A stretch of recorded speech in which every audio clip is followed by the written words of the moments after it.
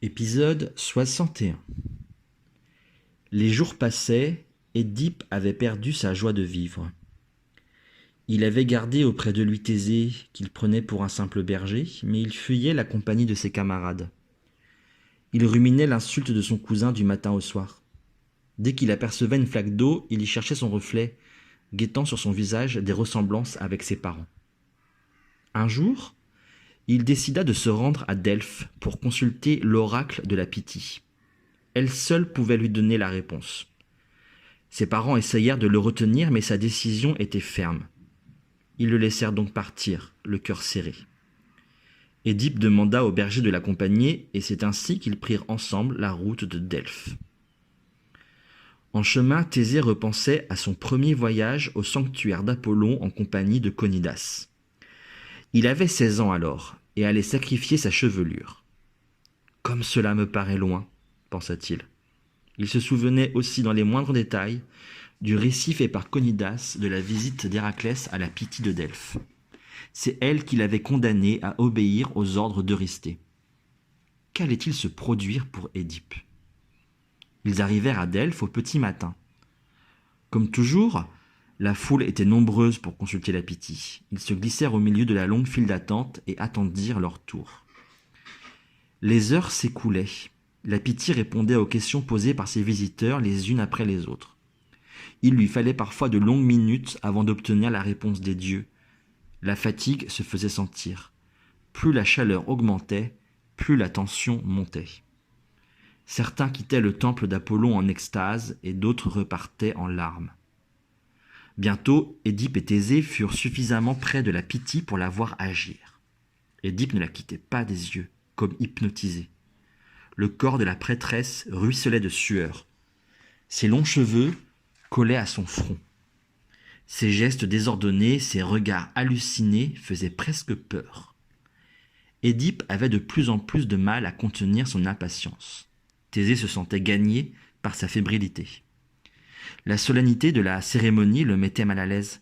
Il craignait ce que l'oracle allait révéler à Édipe. Enfin, Édipe s'approcha de l'autel où se tenait la Pythie.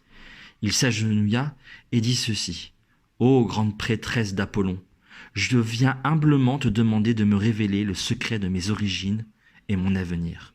Qui sont mes vrais parents ?» Mais la réaction de la Pythie fut aussi soudaine qu'inattendue. Elle ne prit pas le temps d'interroger les dieux. Elle renversa le bol sacré contenant les herbes qu'elle mâchait et cria « Va-t'en, misérable! Éloigne-toi de cet autel divin! Ta présence le profane, car tu es maudit. Tu tueras ton père et tu épouseras ta mère. » Elle agitait les bras en tous sens pour inciter Édipe à partir. Le jeune homme, suffoqué par ces hurlements, ne réagissait pas. La foule autour d'eux gronda menaçante. La Pythie devint hystérique.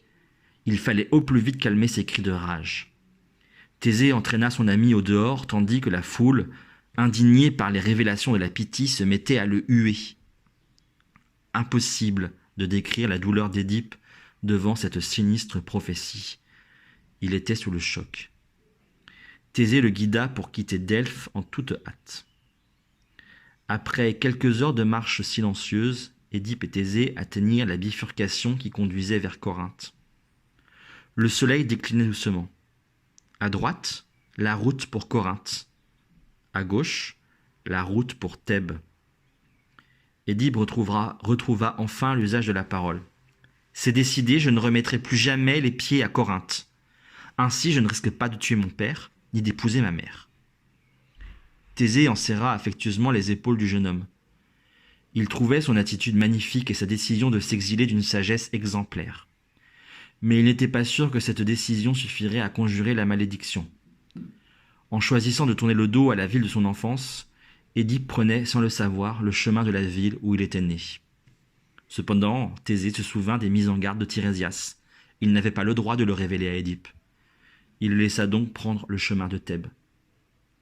Peu de temps après, ils empruntèrent un étroit défilé serré comme une gorge. À cet instant arrivèrent plusieurs chars qui grimpaient vers Delphes à vive allure. Le premier char dut faire arrêter ses chevaux. La route était si étroite que la présence de Thésée et d'Édipe l'empêchait de passer. L'homme qui était assis à l'arrière du char portait de riches habits, signe de sa noblesse. « Écartez-vous » cria-t-il d'un ton arrogant. « Je n'ai pas de temps à perdre avec des gens du peuple comme vous. Laissez la place. » Édipe n'était pas d'humeur à laisser qui que ce soit, même le plus riche des nobles de toute la Grèce, lui parler sur un ton aussi méprisant. « Seuls les dieux et mes bien-aimés parents ont le droit de me donner des ordres, répondit-il.